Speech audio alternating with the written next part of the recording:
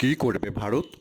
তারা কি বাংলাদেশের সঙ্গে সম্পর্ক স্থাপন করবে, নাকি শুধু একজন ব্যক্তি একটি দলের সঙ্গে সন্ধি অটুট রাখবে?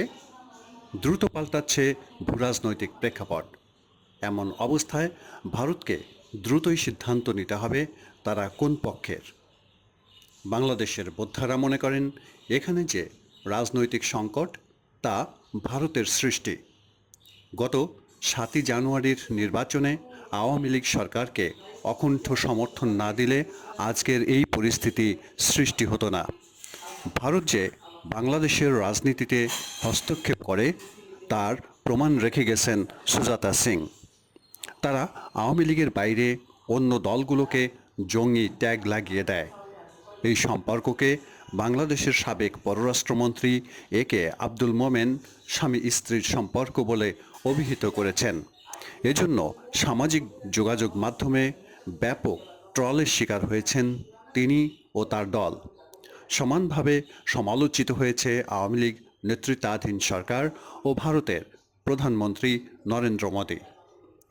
স্বাধীনতা যুদ্ধের ৫০ বছর অতিবাহিত হয়েছে। এখনও সেই পুরনো খেলা খেলে রাজনীতিতে পরিবর্তন আনা যাবে না। গত ১৫ বছর ধরে যে প্রজন্মকে একপেশে মুক্তিযুদ্ধের ইতিহাস গেলানো হয়েছে তারাই আওয়ামী লীগ সরকারের বিরুদ্ধে সোচ্চার হয়েছে। শেখ হাসিনাকে ক্ষমতা ছেড়ে পালাতে বাধ্য করেছে।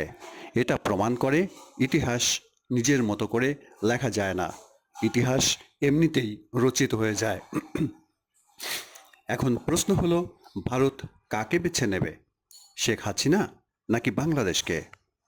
তাদের সাম্প্রতিক কর্মকাণ্ডে এ প্রশ্ন সামনে চলে এসেছে। অভিযোগ করা হয়েছে হাসিনাকে ক্ষমতাচ্যুত করার প্রতিশোধ হিসেবে একের পর এক বাঁধ খুলে দিচ্ছে ভারত। তাতে বাংলাদেশকে তলিয়ে দিচ্ছে তারা। সর্বশেষ সোমবার ফারাক্কার ১০৯টি গেট খুলে দিয়েছে তারা। তাদের দেশকে বাঁচাতে ভারত যে কোনো সিদ্ধান্ত নিতে পারে।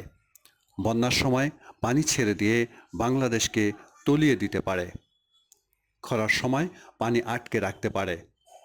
এটা আন্তর্জাতিক বিষয়ক নীতির লঙ্ঘন। এরই মধ্যে ছাত্র জনতা ভারতকে সতর্ক করেছে। তারা বলেছে, বাংলাদেশের উত্তরাঞ্চলে আছে ভারতের চিকেন নেক, এর বিপরীত পাশে আছে চীন। যদি এই চিকেন নেককে কোনোভাবে বন্ধ করে দেওয়া হয় তাহলে উত্তর পূর্বাঞ্চলে অবস্থিত সেভেন সিস্টার্সকে হারাতে পারে ভারত। এমনিতেই সেখানে যুগের পর যুগ স্বাধীনতাকামী গ্রুপগুলো লড়াই করছে। ভারতীয় বিভিন্ন সামাজিক যোগাযোগ মাধ্যমে বলা হচ্ছে চিকেন নেকের পরিধি বাড়ানোর চেষ্টা করছে ভারত। এর সত্য মিথ্যা জানা নেই। আইন অনুযায়ী শেখ হাসিনার বিরুদ্ধে একের পর এক হত্যা মামলা হয়েছে। তাকে কোন স্ট্যাটাসে আশ্রয় দিয়েছে ভারত তা পরিষ্কার করেনি নয়াদিল্লি। বাংলাদেশ যদি তাকে ফেরত চায় তাহলে ভারত কী করবে? হাসিনাকে কি বাংলাদেশের হাতে ফেরত দেবে? এসব প্রশ্নের আপাতত কোনো উত্তর নেই।